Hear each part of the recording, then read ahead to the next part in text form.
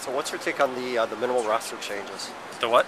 Minimal roster changes. Keller said that he thought, sometimes you need to shake things up a little bit. Yet it seems like it's very much the same squad as last year. I was hoping they'd replace the goalkeeper, so shake it up a little bit, like you say.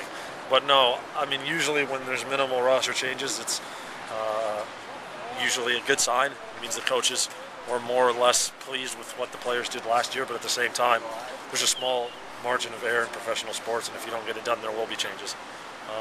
The best teams I've been on, the same players that have been around 4, 5, 6 years. The teams that I've been on that have struggled, it's like a revolving door. So you got to find that balance of keeping your core guys together, but at the same time, I think like Casey said, continuing to try and improve, and whether that's making changes or not making changes, sometimes the right thing to do is to do nothing. So you never hold back on an opinion. What's your take on the strike?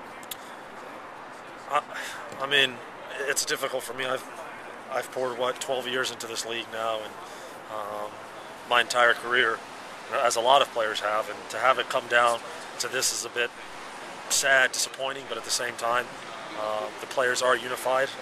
I can reiterate that from the mountaintop, and we believe in what we are fighting for in terms of players' rights.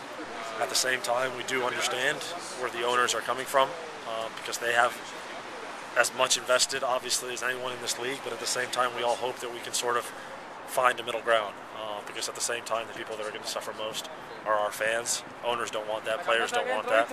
And the worst thing for this league, players, owners, fans, is for there to be a strike. But at the same time, maybe you have to take one step backwards to go forward, as they say. But I've always held, and I'll continue to hold, that whatever's best for the owners is best for the players, is best for the fans, is best for our league. So from a personal side, I mean, I love this league. I've poured my career into it, as a lot of people have.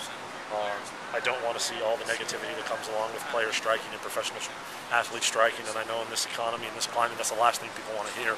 But I think it's important that people understand that we're not asking for more money. We don't want a penny more. It's not a financial gain. I'm not going to retire rich off the money that's coming from the CBA. It's more of a rights issue in terms of players being in charge of their own destinies, in charge of their careers, and being able to move in the marketplace. And if another team values them when their contract is finished, to have the ability to go to another team. And I don't think that's asking for the world. You can have that in every walk of life. And why can't an 18-year-old kid, 22-year-old kid in MLS have the same rights? This is America after all. So hopefully in those issues we see some progress. And in my heart of hearts, I know some of the owners personally, some of them more than others. They're good men. The league are good people, and in the end, hopefully we're still time, and we're all hopeful that something gets done.